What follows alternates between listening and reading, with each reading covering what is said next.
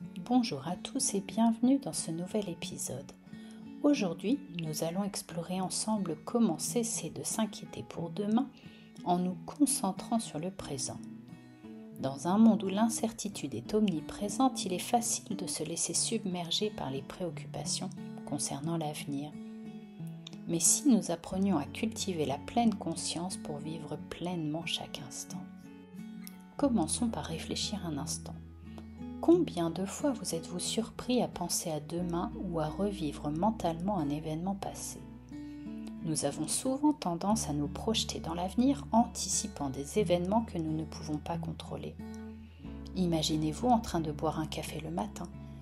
Plutôt que d'apprécier son arôme ou la chaleur réconfortante de la tasse entre vos mains, votre esprit est déjà accaparé par cette réunion stressante qui vous attend l'après-midi. Ce genre de scénario vous parle, n'est-ce pas? Alors, pourquoi est-il si important de se recentrer sur le présent? Découvrons ensemble 3 raisons majeures. Tout d'abord, cultiver la pleine conscience. C'est cette capacité à porter une attention délibérée à ce que nous vivons dans l'instant, sans jugement. Prenons l'exemple inspirant de Thich Nhat Hanh, ce moine bouddhiste qui a consacré sa vie à enseigner la pleine conscience comme un outil pour vivre plus sereinement. Aujourd'hui encore, ses enseignements continuent d'aider des millions de personnes à travers le monde. Ensuite, cela permet de réduire le stress et l'anxiété. Lorsque nous ramenons notre attention sur le moment présent, notre niveau de stress diminue naturellement. Pensez à Marie Curie qui a su rester concentrée sur son travail malgré les pressions énormes qu'elle subissait en tant que femme scientifique pionnière. Enfin, se recentrer sur le présent permet d'améliorer nos relations. Être pleinement présent dans nos interactions peut transformer nos liens avec les autres. Nelson Mandela incarnait cette qualité d'écoute attentive qui lui a permis d'unir des personnes divisées par des décennies de conflits. Aujourd'hui, des figures comme Barack et Michelle Obama illustrent comment être présent peut renforcer non seulement les relations personnelles, mais aussi celles au sein de toute une communauté. Maintenant que nous avons exploré pourquoi il est si important de vivre dans le moment présent, passons aux actions concrètes que vous pouvez mettre en place dès aujourd'hui.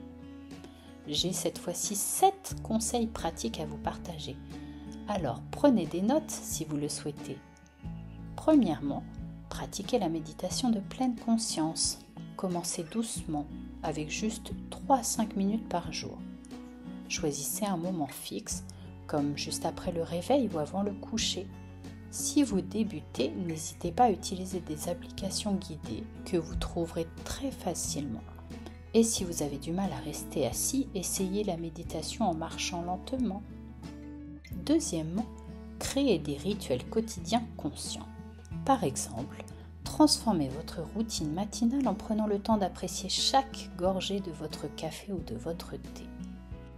Troisièmement, limitez les distractions numériques. Désactivez les notifications non essentielles sur votre smartphone.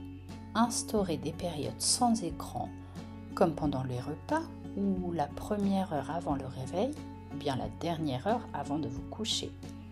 Vous pouvez même créer des zones sans technologie chez vous, comme la chambre à coucher. Quatrièmement, pratiquez activement la gratitude. Tenez un journal où vous notez chaque soir 3 choses pour lesquelles vous êtes reconnaissant. Variez entre les grandes et les petites choses, un repas délicieux, un appel d'un ami ou simplement une journée ensoleillée. N'hésitez pas à exprimer votre gratitude aux autres. Envoyez un message de remerciement sincère à quelqu'un chaque semaine. Cinquièmement, utilisez l'ancrage sensoriel. C'est une technique puissante pour revenir au présent. Par exemple, lors du lavage des mains, concentrez-vous sur la sensation de l'eau, la texture du savon, l'odeur. Faites l'expérience et dites-moi dans les commentaires ce que cela vous a fait. Sixièmement, intégrez des pauses pleine conscience dans votre journée. Utilisez la technique des micro-pauses. Prenez 30 secondes toutes les heures pour respirer profondément et vous recentrer. Avant chaque réunion ou appel important, accordez-vous une minute pour vous ancrer dans le présent. Et enfin, septièmement, cultivez la curiosité et l'émerveillement. Adoptez un regard de débutant sur votre environnement quotidien. Observez-le comme si c'était la première fois. Vous pouvez également essayer régulièrement de nouvelles activités ou expériences, même petites, rien que pour stimuler vos sens.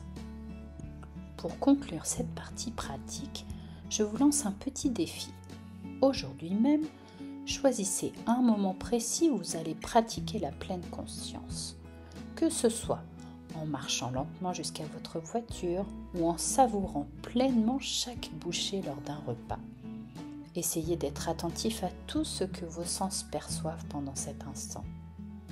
Et n'oubliez pas, la clé est la constance, pas la perfection. Commencez doucement, soyez patient et indulgent avec vous-même et vous verrez les bénéfices s'accumuler au fil du temps. Merci d'avoir écouté cet épisode.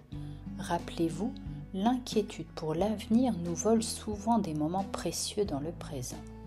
Mais grâce à la pleine conscience et aux petites actions quotidiennes que nous venons d'explorer ensemble, il est tout à fait possible d'apprendre à relâcher la pression et à apprécier pleinement la vie.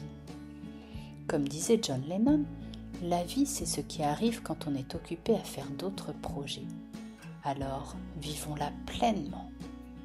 Si cet épisode vous a plu, pensez à le liker, à le partager et laissez un commentaire avec vos impressions ou vos propres astuces pour vivre dans l'instant présent. N'hésitez pas, nous pourrions tous en bénéficier. Pas après pas, laissez-vous inspirer par le changement. À très bientôt.